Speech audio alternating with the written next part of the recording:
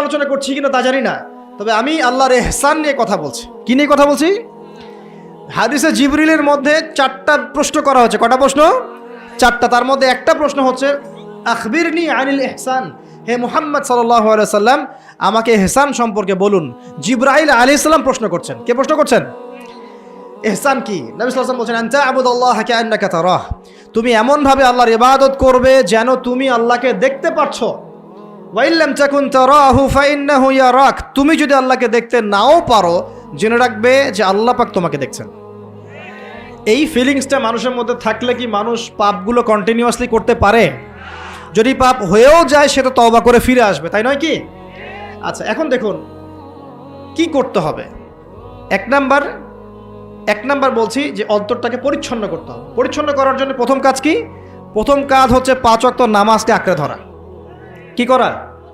5 ওয়াক্ত নামাজকে আঁকড়ে ধরা। যদি আপনি জামাত মিসও করে ফেলেন বাসায় পড়ে ফেলবেন, নামাজ বাদ দেওয়া যাবে না।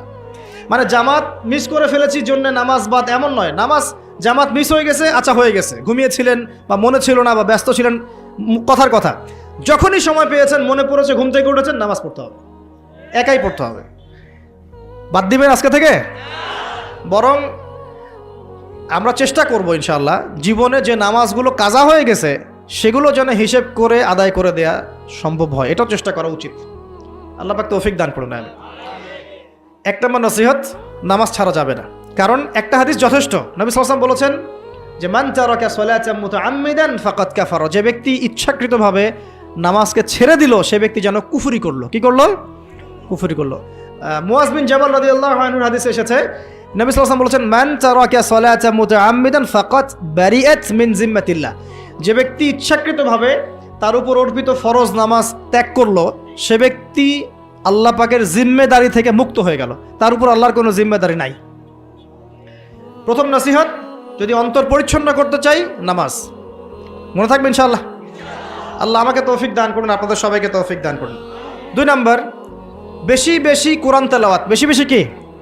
কোরআন তেলাওয়াত। কোরআন তেলাওয়াতের কোনো বিকল্প নেই। প্রত্যেক দিন কিছু কিছু আয়াত এবং সূরাগুলো অবশ্যই তেলাওয়াত করার চেষ্টা করবেন। যেমন আমি বলে দেই, মনে রাখেন, কিছু শিখেন। 1 নম্বর সূরা ফাতিহা, 2 নম্বর সূরা ফালাক নাস ইখলাস 3 বার করে সকাল সন্ধ্যা।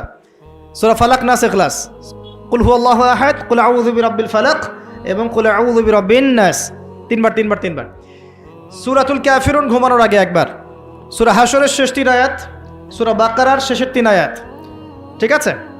তারপরে সূরা মুমিনুনের কিছু আয়াত, আয়াতুল কুরসি,